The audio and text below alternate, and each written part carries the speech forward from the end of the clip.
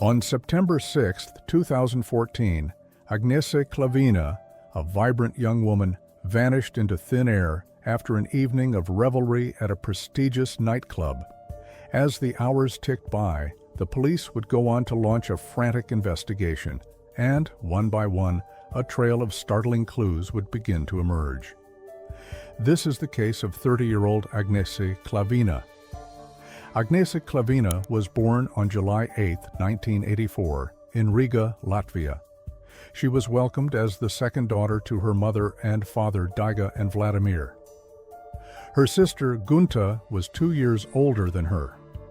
Growing up in Latvia, Agnese had a joyful childhood, receiving ample love from her family and forming a close bond with her sister. Agnese was described as a beautiful and extroverted young woman who loved going out and meeting new people.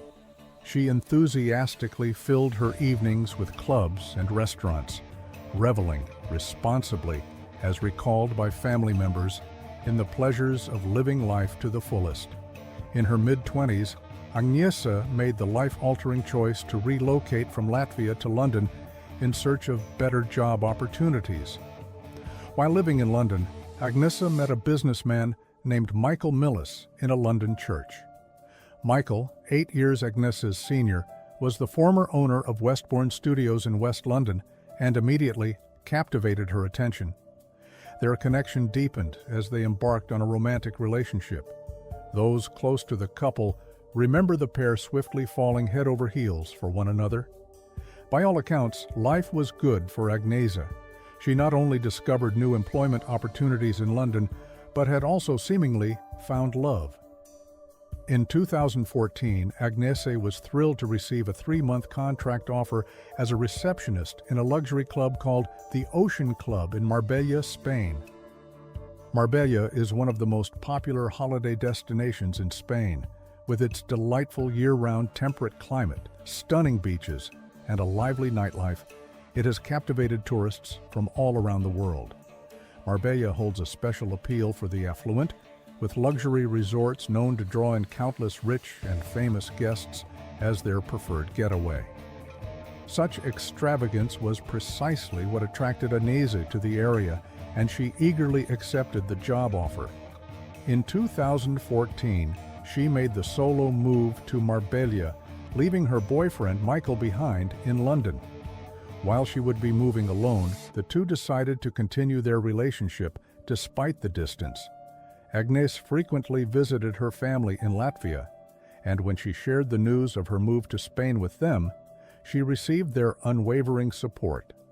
Her family and friends maintained regular contact with Agnese, offering their encouragement and staying connected, be it through social media or by telephone. Actively engaged on social media, Agnese frequently shared numerous photos documenting her arrival and experiences in Spain. Through these frequent posts, it was evident that the young woman was enjoying her life in the city. She had made several friends and loved her job. After completing her 3-month contract at the Ocean Club, Agnese got another job as a waitress at a restaurant called Gue. On September 6, 2014, Agnese went to a renowned nightclub called Aqua Mist, situated in Puerto Banús, Nueva Andalucía. Aqua Mist was known to be a popular club where the well-known and the wealthy would choose to party. Those in attendance that night recall Agnese was wearing a beautiful, multicolored halter dress and carrying a large white Louis Vuitton handbag. Her friends would go on to photograph the night, as they usually did, and the last photo of Agnese ever taken shows her in her pink and blue dress, smiling at the camera with her drink in hand. At around 3 a.m. her friends began to feel tired and decided to leave. However, they recall Agnese saying she wanted to stay a while longer and that she would take a taxi back on her own. She told them not to worry and bid them farewell. The group noticed Agnese, ever the social butterfly, had been conversing with a woman who appeared to be of Russian descent. The friends themselves did not know the identity of the woman nor any further details about her. However, they assumed Agnese was making yet another local connection and thought nothing of the friendly interaction. The mental image of Agnese talking and smiling away at the club would be the last image the friends ever had of her, as she would never be seen again. A few days later, Agnese's family became concerned as they tried contacting her, but her phone was unreachable. Such a lack of communication was highly unusual for the family-oriented young woman. Moreover, friends and family noticed that Agnese, typically very active on social media, had not made any new posts nor updates for days. Once family members spoke to one another, they realized that Agnese had also not replied to any of her online messages. Concerned about her well-being, her boyfriend called the Spanish police to report Agnese missing. However, the Spanish police, frustratingly, told him he had to file a report in person, and he was still in London. Because such a lack of communication was highly unusual, Michael, Agnese's sister, Gunta, and Agnese's mother, Daiga, decided to personally travel to Marbella. The group arrived on the 11th of September, 5 days after Agnese disappeared. Upon landing in the locale in which the 30-year-old had gone missing, the group of concerned family members and her boyfriend traveled together to report Agnese missing at the police station and began to organize their own search. When they arrived at Agnese's apartment, they discovered that everything seemed to be in its proper order. There were no indications of forced entry, and the missing woman's bank cards, clothes, and personal belongings were all present and accounted for inside the apartment, suggesting that Agnese had left the apartment voluntarily with the intention of eventually coming back. The Marbella police launched an investigation into the disappearance while her family members put up missing person posters throughout the city, urging anyone with information to go to police. Media reports detail that the Spanish police took 4 days to investigate the last place that Agnese was seen, the club Aqua Mist. By that time, the CCTV recordings from that specific day were already deleted. Fortunately, after the police took possession of the hard drive, they were able to recover the footage. The surveillance footage from the club proved to be essential in the investigation. Upon analyzing the video footage, investigators made a distressing discovery. They witnessed Agnese Klavina at approximately 6 a.m., exiting the nightclub in the company of a man. She and the man engaged in a conversation outside the club's entrance, as seen on CCTV footage, and detectives noted that Agnese appeared visibly agitated throughout the entire interaction. The man seemed insistent, and it was evident that Agnese desired to break free from his grip. Startlingly, the man tightly held Agnese's wrist and proceeded to guide her towards his car, a Mercedes S63 AMG with tinted windows. He placed his hand around her waist, coercing her inside the vehicle, where another man was already sitting. After which, the man seems to tip the doorman. Looking closely at the footage, detectives noticed that Agnese was trying to escape the vehicle by opening the door of the car. However, the man asks the club doorman to shut her door. These haunting images were presumed to be of the final recorded moments of Agnese Klavina out in the world. It was found that Agnese had used her phone for a duration of 14 minutes. Specifically, she had done so 6 minutes after leaving the club. Approximately 5 hours after she was last seen at Aqua Mist, her mobile phone stopped transmitting any signal. Her social media accounts, which she regularly utilized, have remained untouched since that fateful night. The investigating magistrate assigned to Agnese's disappearance placed a secrecy order on the case, preventing public employees, including police, from making any official comment. For months, the family of Agnese received very little information about the case. Days, weeks, and months passed by, but the family received no updates about Agnese, leaving them in a state of uncertainty and distress. Agnese's boyfriend Michael said to the Daily Mail, "The longer Agnese is missing, the more pessimistic we are about ever seeing her alive again. I think if she was going to be found safe and well, she would have contacted someone close to her by now, and she hasn't." It would take 7 months before the family would receive any information about Agnese. When the secrecy order was finally lifted, they were informed about the existence of CCTV footage which captured the 3 individuals interacting with Agnese the night she went missing. The man seen talking to Agnese, trying to get her to come with him, was identified as 37-year-old Wesley Capper. Wesley happened to be the son of John Capper, a wealthy British property developer known for his expertise in dealing with luxury real estate worldwide. The man present inside the car was recognized as 33-year-old Craig Porter, who was a friend of Wesley, while the individual working as a doorman was identified as Siani Usmain. Wesley and Craig were interviewed extensively, seeking explanations for their actions, which were captured on the CCTV.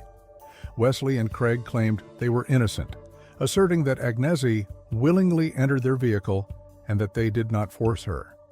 They initially claimed to have simply interacted with her after she had indicated she wanted to be dropped off at her apartment. However, Wesley further explained that both men spent the entire evening at the Aqua Mist nightclub and quickly had noticed Agnese, approached her, and extended an invitation to continue the party on of the men's houses, which was on an upmarket residential estate 20 minutes from the club. The man told police that Agnese had accepted the offer to the private party. He claimed that it was Agnese who later changed her mind while driving in the car and requested to be dropped off at a specific roundabout in an area which had poor lighting and no sidewalks. Craig, on the other hand, told the police that he had been sleeping in the back seat of the car due to intoxication and was therefore unaware of the moment Agnese disembarked from the vehicle. The police found Agnese's request to be dropped off in a poorly lit, non-residential area, a 40-minute walk from her own home, quite suspicious.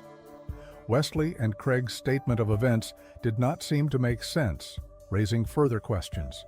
The doorman, Siani Usmain, was also questioned and told police that he was instructed by his boss to remove Craig and Wesley from the club due to their disruptive behavior. He clarified that Agnes never sought his help and that he was unaware of the danger she was in. He believed she was leaving voluntarily with the 2 men and said that he only closed the car door in the hopes of receiving a tip. Investigators would soon find another perplexing discovery when analyzing a second set of video surveillance footage. However, unlike the first CCTV recording, this particular footage was never made available to the public. The footage was from the harbor in Puerto de la Duquesa, taken 4 days after Agnese's disappearance, just before she was officially reported missing. In the footage, Wesley and Craig can be seen accompanied by 2 unidentified individuals. They are seen boarding a motorboat carrying a large suitcase and a carpet.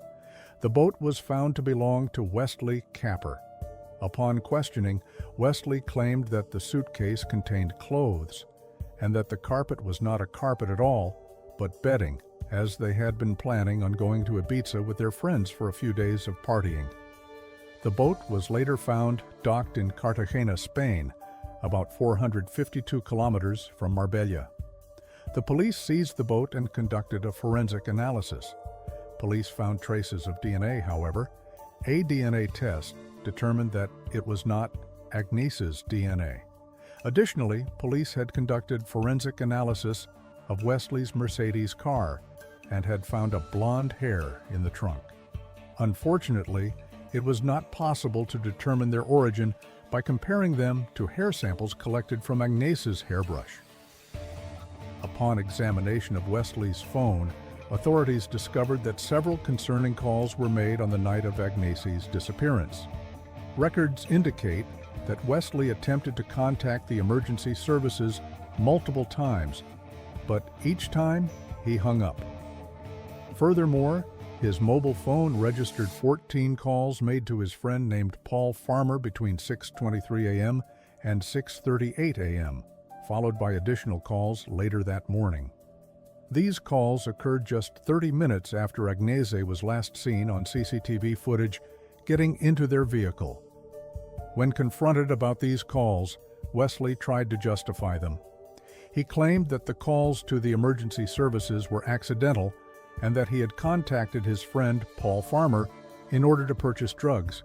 However, when questioned, Paul Farmer refused to provide any further information regarding the reasons behind the calls.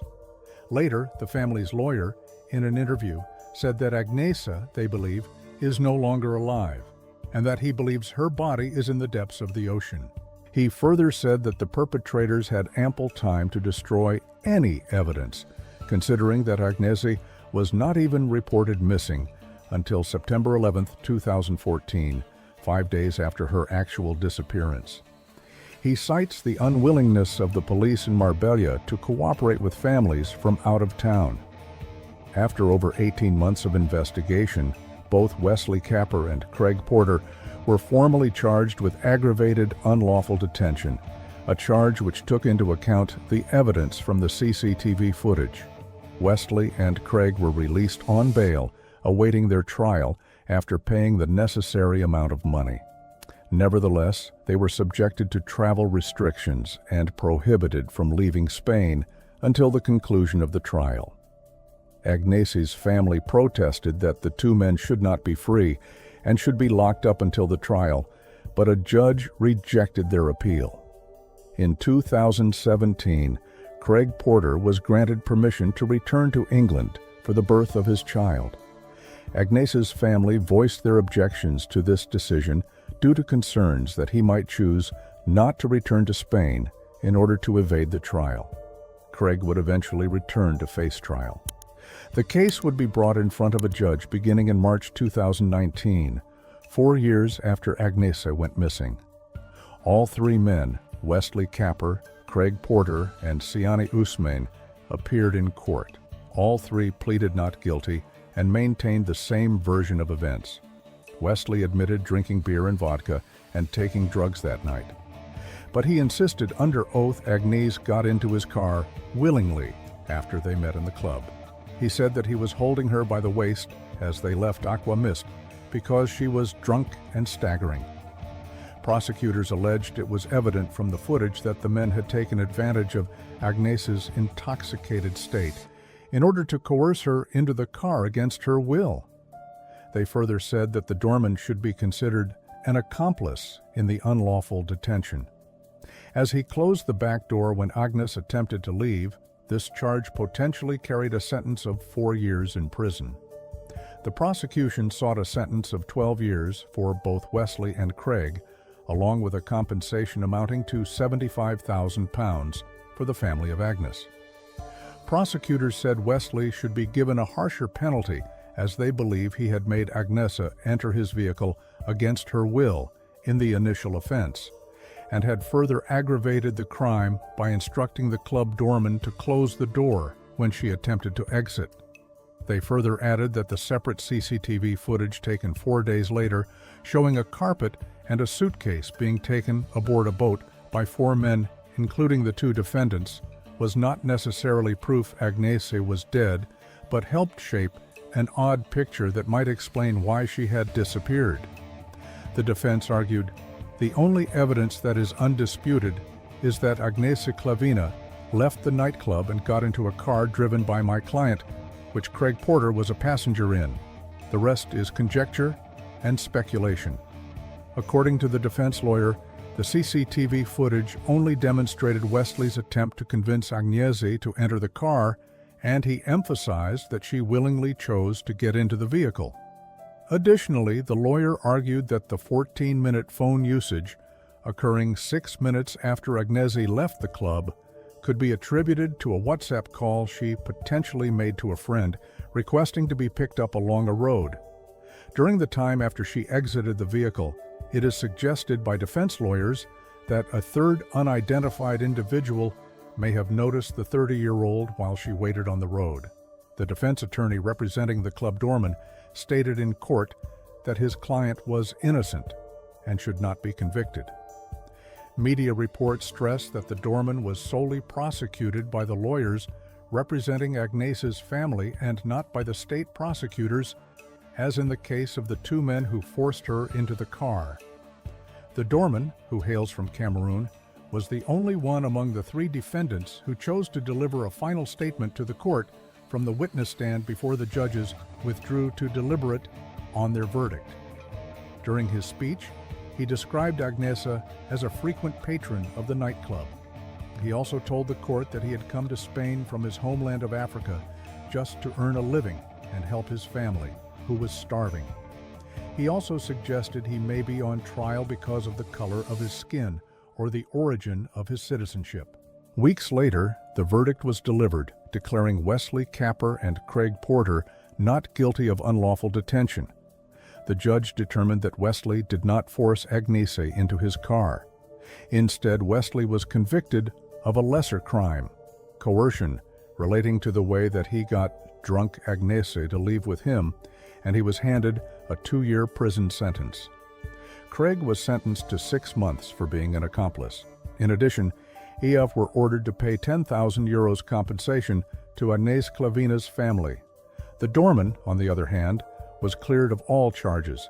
However, despite the sentence, Wesley and Craig did not face any prison time for Agnese's disappearance, as under Spanish law, sentences of 2 years or less for first-time offenders are normally suspended. The family of Agnes was highly dissatisfied and appealed in Supreme Court.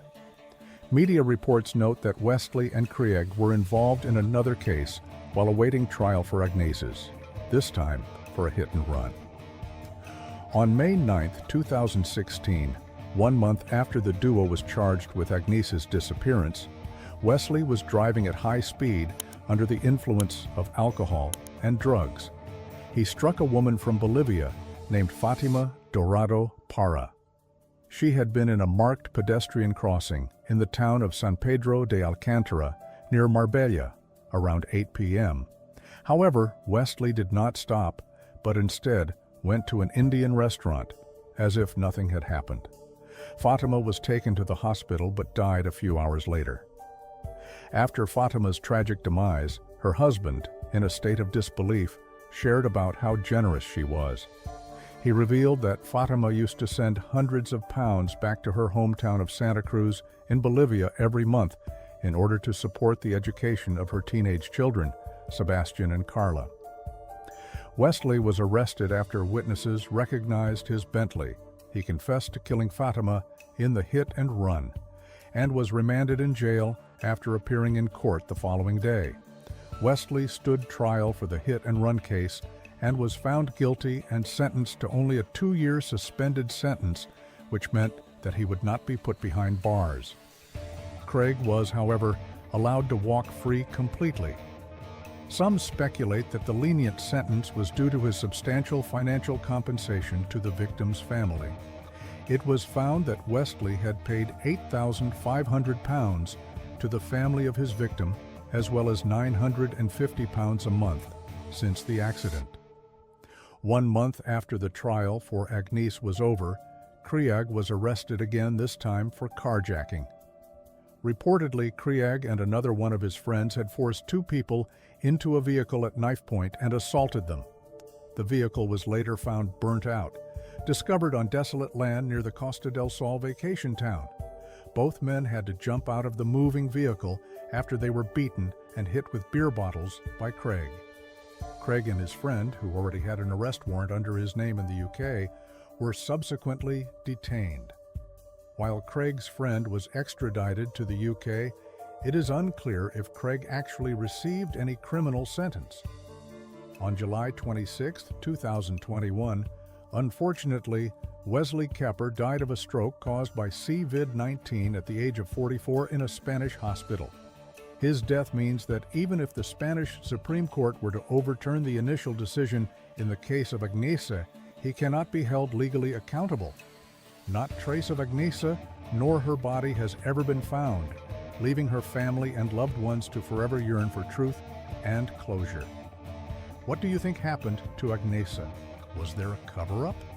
Or did the truth disappear into the depths of the ocean? Share your thoughts in the comments below, and don't forget to subscribe for more deep dives into the most chilling unsolved mysteries. We need your help to keep the conversation going and seek the truth. Every view, like, and comment could help bring us closer to the answers we need. Stay tuned, stay curious, and as always, stay vigilant. You never know what the next story will reveal.